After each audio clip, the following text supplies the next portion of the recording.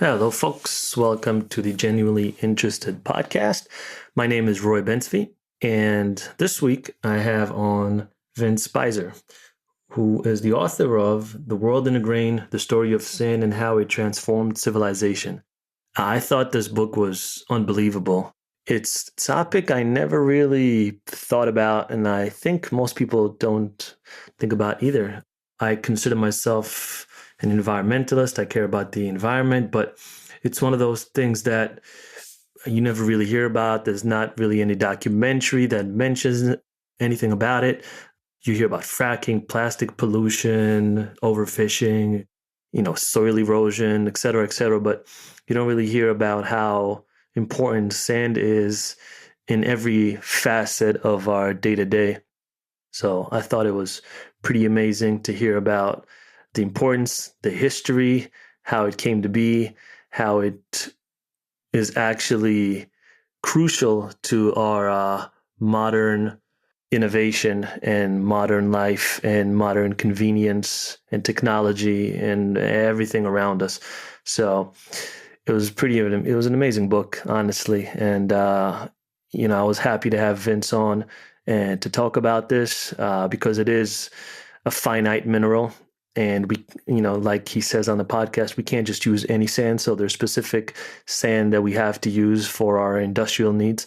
And it's a finite material. Just like anything, it's going to disappear if we use too much of it. And we are using too much of it. So we have to start thinking about, are there other ways to do things? Do we consume less of it? It's a lot of questions that, Vince and I try to go over. Hopefully he gives some answers. He gives more, obviously, in detail in his book, which, again, The World in a Grain. So if you guys want to pick that up, it's on Amazon. It's a great book. And I hope everyone's still keeping safe, staying home. This was recorded on April 16th, but it's being released on April 30th. So I'm just having to do more podcasts now. And since I've devoted my time to this, I'm just putting in more time and recording more, but there's only so much I can upload. So I'm going to be uploading 2 podcasts every week and hopefully recording 2 or 3. So there's consistent stream of at least 2 podcasts every week. So I hope you guys enjoy them. I have my email in the show notes. If there are any suggestions, requests, I appreciate it. I'd love to hear about it. Feel free to reach out. Also, if you guys are listening, subscribe, rate, review. Those things really help the show. So, I appreciate it. And I'm seeing that we're gradually growing. There's more and more people listening from different countries, from Brazil to Lebanon to Australia to a lot of different countries. So it's fun to see that. It's fun to see the growth of the podcast. So I really appreciate it. And without further ado, here is Vince Beiser. Hey, Vince, how you doing? Doing great. How about yourself? Good, man. Thank you. Thanks for coming on the show, first of all. I know it's not Sure, it's great to be here. It's not easy times anywhere right now, so I appreciate you taking some time and coming to talk to us. Yeah, sure. Well, listen, always glad to talk about this issue near and dear to my heart. Yeah. So you said we talked a little bit before we started recording. You said you're in LA. What's the atmosphere in LA right now? It's hard to say because I haven't really left my house very much for the last few weeks. Yeah. I'm just hunkered down with my family. I've got kids and a wife and a dog and a cat. And so we're just, kids are doing their school online as much as they can. And luckily, most of my work is remote anyway. So I'm still working pretty much as ever. And same with my wife. But it's pretty strange. Everything's shut down. I'm sure same as where you are. Yeah. Yeah, it's definitely weird. Maybe tell the listeners a little bit about yourself. Well, so I'm a journalist and an author. I've been a freelancer for most of my career. I do mostly kind of longer, deeper, more investigative type magazine type long form articles. And my first book came out a year or 2 ago now called The World in a Grain, the story of sand and how it transformed civilization. It's an amazing book. I read half the book and then another about the other half on eBook. And I'll be honest, I consider myself, somewhat of an environmentalist. I've heard about fracking, plastic pollution, carbon emissions, coastal erosions, deforestation, et cetera, everything. But I think you're literally the first person I've heard talk about the issue of sand. Do you think people realize how dependent we are on sand and the scale of the problem? Well, I'll tell you, when I started working on this issue about, 4 odd years ago, really practically nobody had heard of it at all. And still very few people have, but awareness is growing. It's starting to bubble up. I mean, there's, up until coronavirus took over everybody's attention, there were more and more news stories about it. There was more media about it. Some of the international environmental organizations were starting to pick up on it. So it's still really way below most people's radar. But hopefully, once we get past the whole coronavirus crisis, we can start worrying about other things again. Yeah, that's 100% of everyone's attention. Both media, politicians, citizens is coronavirus right now. Everything took a backseat. So why is sand so important to human existence? You talk about sand, it seems like the most trivial thing in the world, right? It just seems like it's everywhere and who cares about sand? But in fact, sand is the most important solid substance on Earth. And I say that because it's the raw material that our cities are made out of, right? If you look around at pretty much any city in the world today, all of those buildings, those apartment blocks, office towers, shopping malls, they're all made out of concrete. And concrete, turns out, is basically just sand and gravel that have been glued together. So those are all just huge piles of sand that you're looking at. Also, all the roads that connect all those buildings, every street and sidewalk and freeway and highway, also made out of concrete, meaning it's mostly made from sand. The glass, every window in every one of those buildings, glass is just melted down sand. So every piece of glass, whether it's a window, whether it's a drinking glass, whether it's the screen of your iPhone, also made out of sand. Even the silicon chips that power our computers and our cell phones, also made out of sand. So in a nutshell, no sand, no modern civilization. And the crazy thing is, we are starting to run out. Yeah, I mean, you basically argue in your book, and rightfully so, that without sand, we wouldn't have glass. Without glass, we wouldn't have our society. It wouldn't be anywhere near the level of modern sophistication that we're currently at. So why do you think glass was so important to our technological evolution? So glass is really, really important in lots of ways, but I'll tell you the one that really kind of made me sit up that I'd never really thought about until I started doing the research for this book was the importance of lenses, right? If you think about it, it's the lenses. Lenses do basically two things for us. They allow us to see things that are far away that we wouldn't be able to see otherwise, and they allow us to see things that are very, very small that we wouldn't be allowed to see otherwise, right? They sort of give us superpowers, right? Like supervision through telescopes and microscopes and even seeing eyeglasses. And without those two tools, without the telescope and the microscope, the whole scientific revolution of the Renaissance basically wouldn't have happened, right? We wouldn't know nearly as much about astronomy, the movement of planets, the origins of the universe if we didn't have telescopes. And we certainly wouldn't know anything about, biology, about cells, about the movements of atoms and molecules if we didn't have microscopes to look at them. So without those things, without those little pieces of glass, basically, we would never have had the scientific revolution that we did, and we would be, probably hundreds of years behind where we are now. Yeah, it's one of those things where you don't really think about it. It's glass. You kind of take it for granted. But when I read it in the book and you put in that perspective that, oh, okay, this was such an advantage to the countries that did have it at the time and a disadvantage to the countries that didn't have it at the time. And then you lay it out as to why, that really put things into perspective for me. So basically, glass was one thing, but obviously you talk about roads, how roads exploded after the invention of the automobile. You can just Hmm. kind of give us a brief history lesson as to why this exponential growth occurred?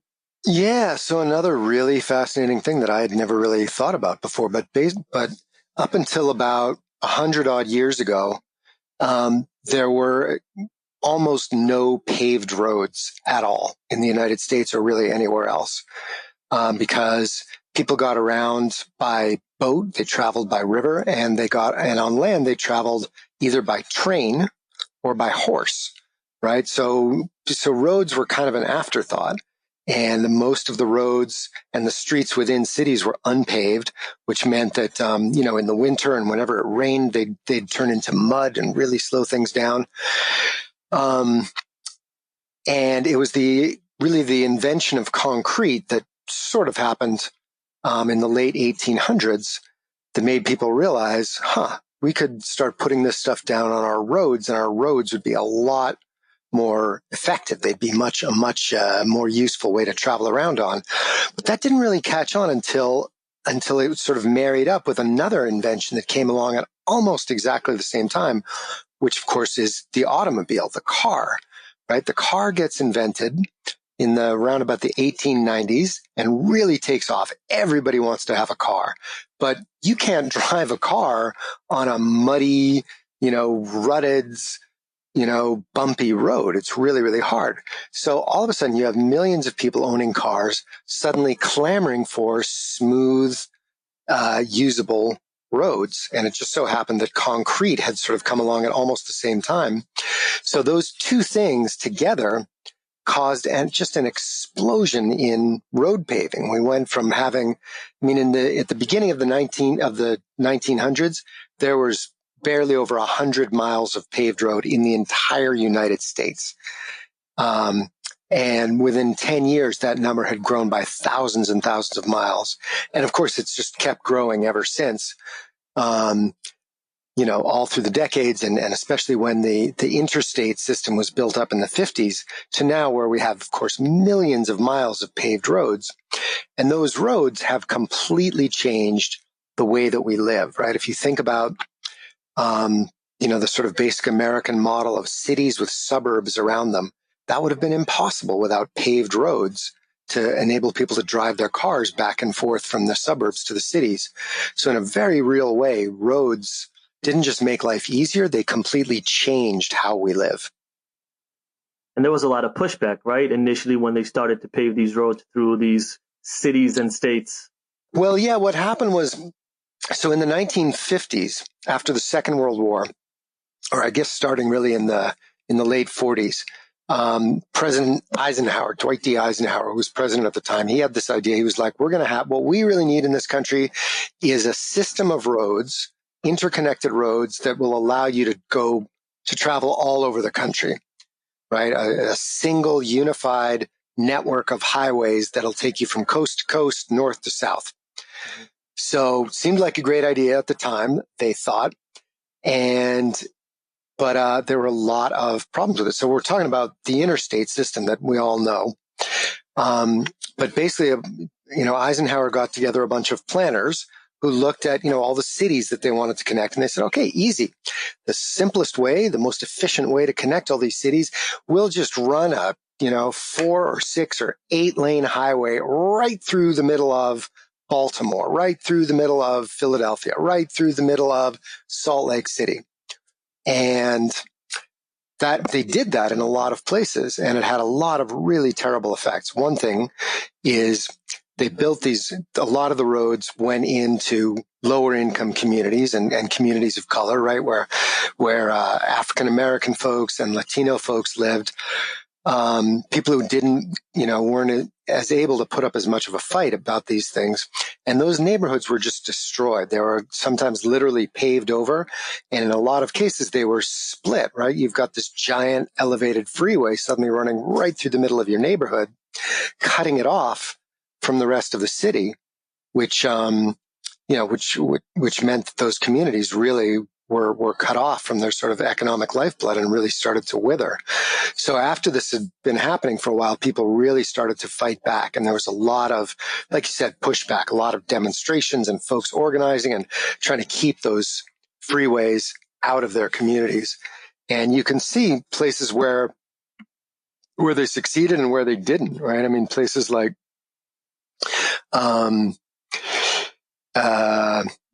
there's cities you can go to where you've got freeways running right through the middle of them and completely disrupting them. You've got cities like Manhattan where they kept the freeways out to the edges of the city, so they didn't have the same disrupt the city to quite the same extent.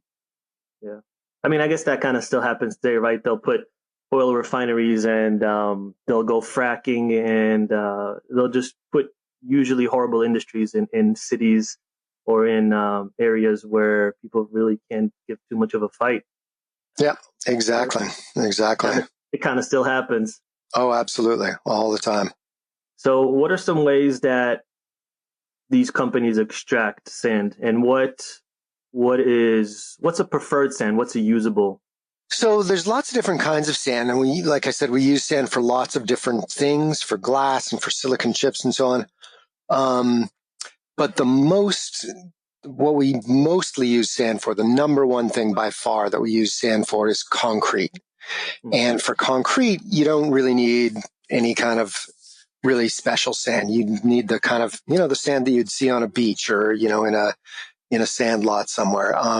That sand is mostly quartz. Most of those grains in there, it's a mix of stuff, but most of those grains are usually quartz.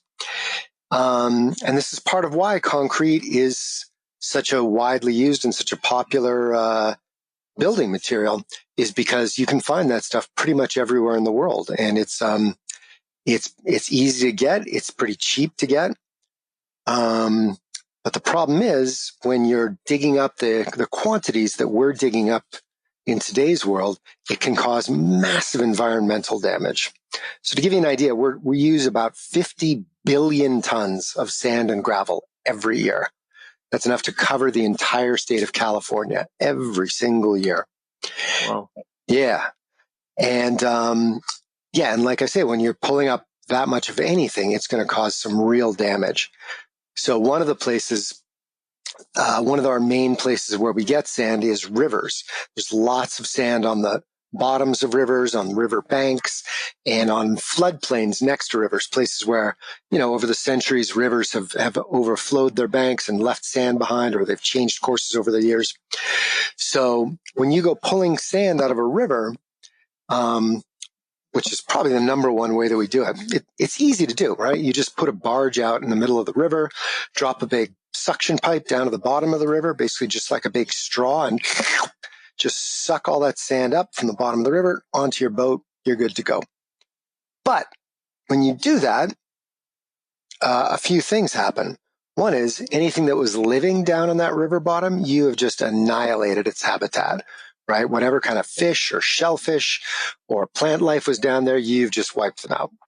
Mm-hmm. Second is you stir up all the muck and the mud and the silt and whatever else was down on the bottom of that river, and that clouds up the water, right? It like literally throws all that junk up into the water, and it can stay there for quite a long time. So anything that's swimming in that river, whatever kind of fish or porpoises, sometimes they can literally suffocate on all that stirred up muck. Third thing is you cut off the sunlight. All that stirred up mud and silt and everything else blocks sunlight from getting through the water down to whatever plant life or coral reefs were down there before. And so which can kill them. If they don't get sunlight, they die, just like plants that live above ground. So that kind of sand mining, river sand mining, has done huge damage all over the world. It's wiped out coral reefs and mangrove forests, seagrass beds. It's endangered. It's put a lot of stress on endangered species like certain kinds of turtles and freshwater porpoises, killed off huge numbers of fish and birds. It's a very big problem. That, again, it's so crazy because, whenever you hear about these type of problems, right, with fisheries and with destroying rivers, etc., it's always with oil companies or gas companies, or it's you just never really hear about sand mining companies doing this either legally or illegally.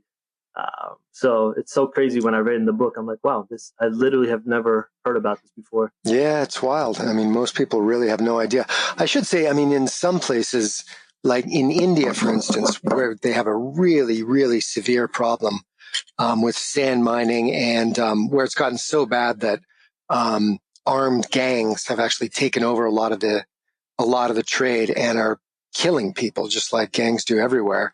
So in India, people are it does get a lot more coverage than it does here because there's so much violence that goes along with it. So why is it especially prevalent in India? Would you say is that because they have some sort of I don't know, lax government, or because they have really good sand and worldwide demand for this sand? Well, I think it's a couple of things. One is that India is developing very, very fast. Their economy is growing super fast, which means that they're building cities like crazy, right? They're adding to their population all the time. And the size of their cities is growing just like you can't imagine, along with also, everything else that's made out of concrete, airports, dams, freeways, all that stuff. So there's huge demand for sand, just unbelievable demand for the stuff. And India is kind of a lot of parts of it are kind of almost like lawless in the sense that there's so much corruption in the system that if you've got enough money, you can get away with just about anything.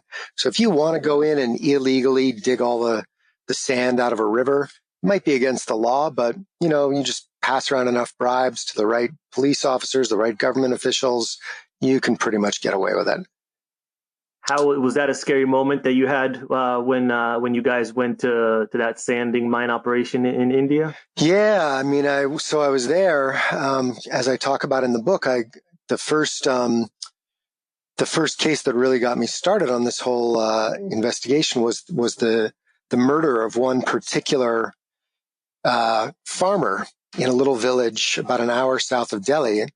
Basically, what had happened was this sand mafia, as they call them, had come to town, just took over about 200 acres of the village's farmland, ripped up all the crops, stripped up away all the topsoil, and started digging up the sand to sell it to developers up in Delhi.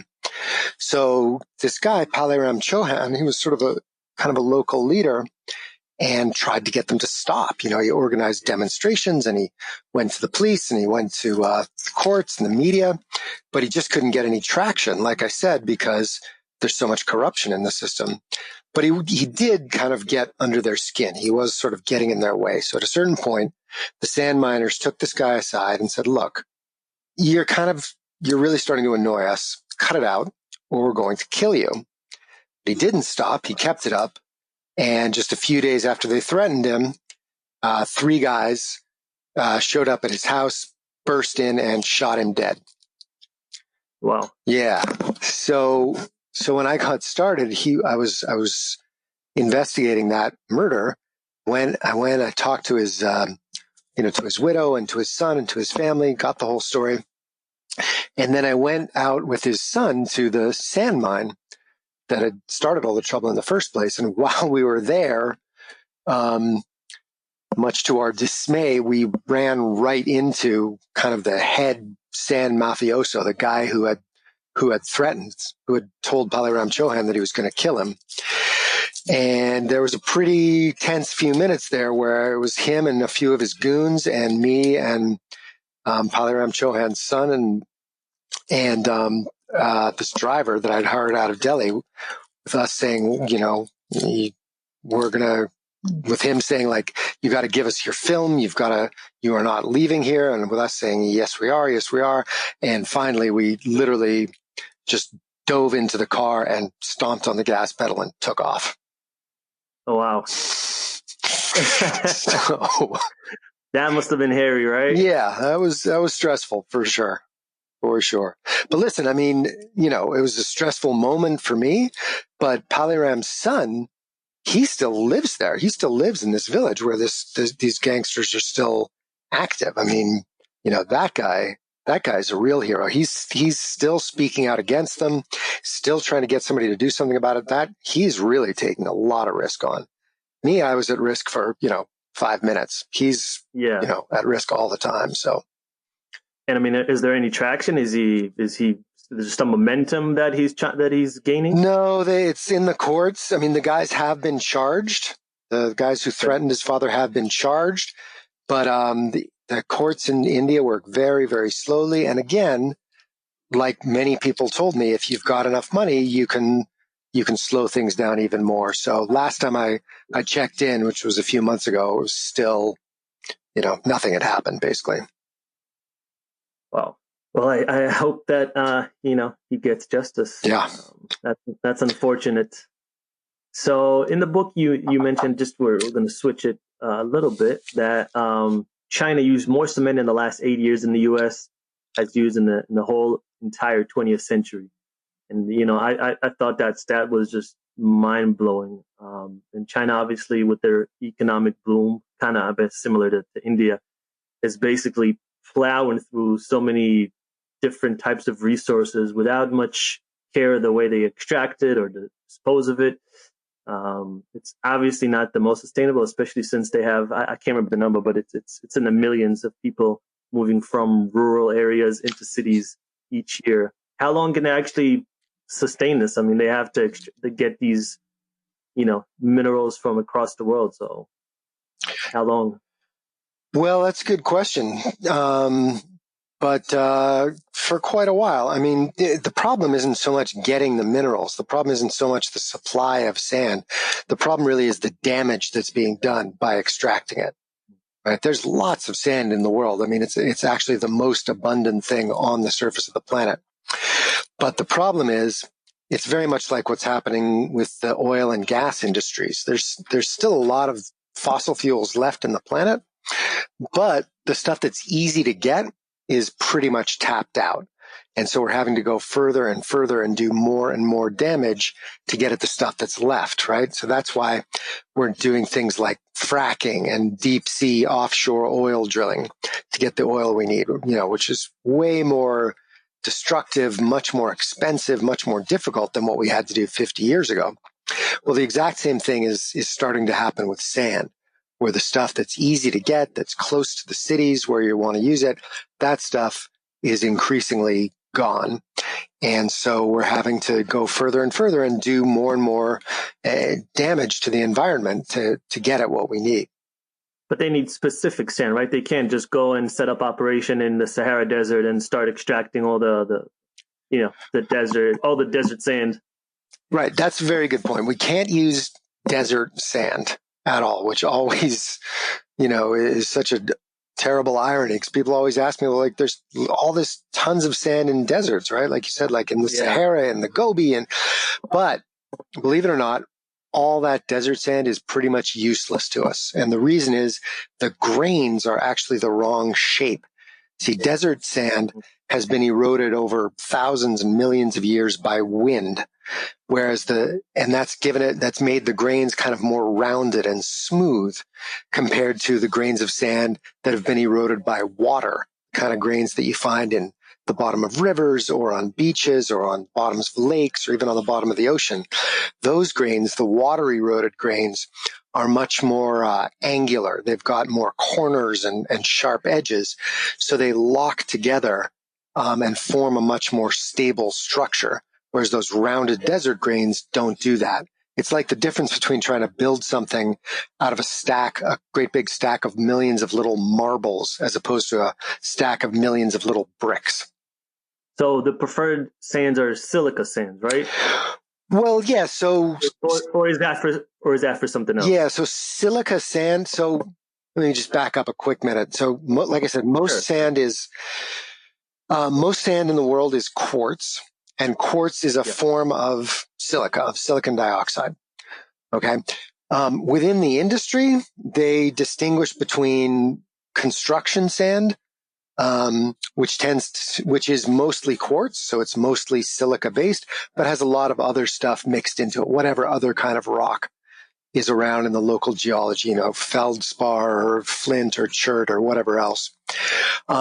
Silica sands, the way they means in the industry's parlance, silica sands are very high purity sands, sand that has a very, very high silica or quartz content, like 95% and above silica. And that's the stuff that they use for applications like glass and silicon chip making. Because for those things, you need a much higher purity sand. I understand. So that stuff is more rare. Like the basic construction sand, you can find it everywhere. Every country in the world has at least some of that stuff. Silica sand is harder to come by. It's more unusual. And of course, the sort of further up the ladder of purity you go, the more and more rare that it becomes. So for instance, for things like solar panels and silicon chips, you need extremely high purity silica sands, and those are you only find those in a limited number of places around the world. Where do you usually find them? Where are the more ubiquitous? There's there are lots of places, many countries. We have a lot of it here. There's a lot of it in China. There's quite a bit in Russia, in Latin American countries. The thing about those kinds of applications, especially the super high end, super high purity stuff, is there aren't a lot of sources for it, but you also don't need very much of it, right? Like construction sand, if you imagine, we use billions and billions of tons of that, because anything you build out of concrete, you need many, many tons of sand. Just building a basic garage is about 100 tons of concrete, right? So imagine how much goes into, a skyscraper or an airport. We're talking thousands, millions of tons of concrete. But to make a little silicon chip, you only need a little, not even a spoonful. So even though there's not a lot of, the supplies are relatively small, the amounts that you need are also relatively small. So it's actually, those rare sands are actually not really a problem. It's the construction sand that creates a much bigger problem, because we need so much of it, and we have to take out such enormous volumes of it. Well, what was the stat? I think it said we're adding about 8 New York cities every year. Exactly. As far as population, it's about 65 million people, with more and more people moving into cities as well. And there's finite room and there's finite resources. So what do we do? Yeah, that's the big question, right? So If you ask me, first of all, there are things that we can do to address the question of sand, the problem of overuse of sand. There are some, first of all, we can mine it more sustainably. We can be more careful. We can have better rules and regulations about how and where we mine sand. That would certainly help. There are some technological fixes that might help. There's a lot of research going on around the world to come up with ways to make concrete that uses less sand, or that uses other things in place of sand, like shredded plastic or shredded bamboo, things like that, or concrete that lasts longer so it doesn't have to be replaced as often. And so all those things can help. We should be doing all those things. But if you ask me, the real answer is we need to actually reframe the question. The question isn't really so much how can we use less sand, it's how can we use less of everything, right? Because like you said, it's a very familiar sounding problem, right? We know we're burning way too much fossil fuel. We're taking too many fish out of the ocean. We're cutting down too many trees. We're using too much of all these things, including sand. And these are not separate problems. They're all symptoms of the same problem, which is just that we're consuming too much, we human beings. And by that, I mean mostly us human beings in the rich world, in the Western world, and people everywhere else who want to live like the way that we do. There just aren't enough resources on the planet for all of us, for 7 billion people to live the way that we live here in the United States. We have got to find ways to live our lives and to build our cities, which is where most people now live, in ways that consume less of all resources. So what are some innovations that you see coming out of this market right now to replace cement? What are some innovative ideas and materials that people are working on to replace, the current standard industry practice? So there's quite a few. The stuff that I think would be the best if they can get it to work is there's a couple of different approaches where people are trying to make concrete using basically garbage, either shredded plastic or shredded rubber instead of sand, right? And obviously, if we can get those things to work at scale, that would be a fantastic win-win, right? Because we'd save on all that garbage going out into the ocean or into our landfills, and we wouldn't have to dig up so much sand. So there's folks working on this in the Netherlands with shredded rubber, and they've built a few miles of freeway that you can drive on in the Netherlands that are all made with shredded rubber. So that's very encouraging. And I know there's some researchers in India who are looking into shredded plastic. I don't think they've gotten further than the laboratory stage, but that would be terrific. Needless to say. There's a thing called hempcrete, which is concrete that's made with hemp fibers. Okay. And apparently it works pretty well for some applications, right? For really simple things like road base, like for laying down the concrete that's the foundation for roads. You can use hempcrete for that kind of thing, which is great. But it doesn't. You can't use it for things like building walls of a skyscraper, sort of more complicated things. But so those are really encouraging. And what else? There's some really cool tech around making concrete last longer. There's these different kinds of what they call self-healing concrete. The idea there is all concrete cracks, right? And if you just look at any sidewalk, you'll see there's always cracks in it. And over time, eventually those cracks, they fill with water, the water freezes, or other things get into them, and those cracks widen, and eventually the concrete starts to break apart. But there are different concretes that people are working with that contain different kinds of chemical compounds or different biological enzymes that can actually heal themselves. When the crack opens up, the air activates those enzymes embedded in the concrete, and the enzymes emit more calcium to seal those cracks back up again. So that stuff is still mostly experimental, but it could be a big help. I don't know if you remember, but a few years ago there was this invention, I guess, that came out. I think might have been out of Colorado, where they were putting solar panels down, as it was like, I guess solar panels were supposed to replace the asphalt road, and they would be all powered by the sun. Do you remember that? Oh yeah. But I don't know. It's a great idea. I don't know if they ever got anywhere with it. No, I think I read somewhere that they paved like one small, like a couple of roads in like a little neighborhood somewhere in Colorado, but for some reason they never went into mass production, or they never got funding. I don't know but I always thought that was a genius idea. I don't know what came of it. Yeah, you can see the appeal, right? Because the roads are just lying there out in the sun all day long. And if there was a way that they could be soaking up energy and reusing it, that'd be great. It's hard, a lot of these technologies, they sound great. They're great in principle. They might even work in the lab, but scaling them up can really be a problem. Like getting them to work on a really gigantic scale that's also affordable. That's a big problem.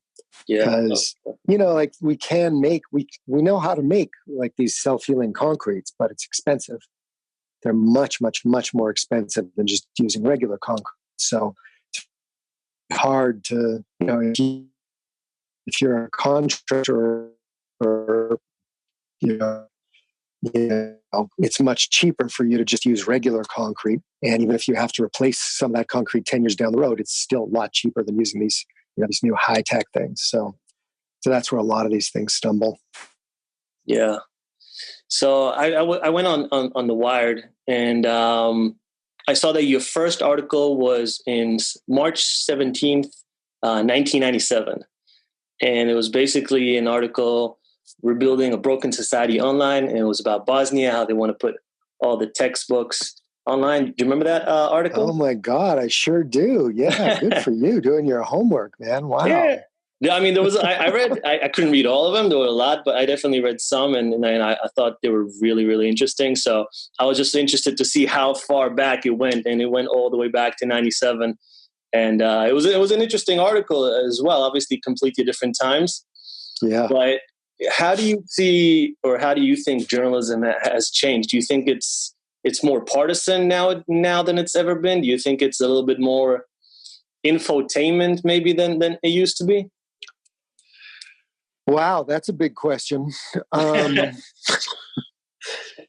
a way, I think journalism today is more of everything, because there's so much more of it thanks to the web. Now anybody, of course, can start a publication, right? Like 30 years ago, you had the networks, the big TV networks and radio networks, and daily newspapers and a few magazines, and that was it. So if you wanted to get a story out there, there was really only a very few places to do that. And now, of course, anybody can post about anything they want. There's a way in which anybody can do journalism. So, and right, there's a billion tiny, online only publications doing all kinds of, some of them are doing really great work. Mm-hmm. At the same time, there's also been, with the explosion of first cable, all the cable networks, and now with streaming, you've got, way more TV than ever before. And most of it is just junk. Yeah. Right. So there's way more trash TV than there's ever been by far. Yeah. And way more hyper partisan news networks and news reporting and all the rest of it.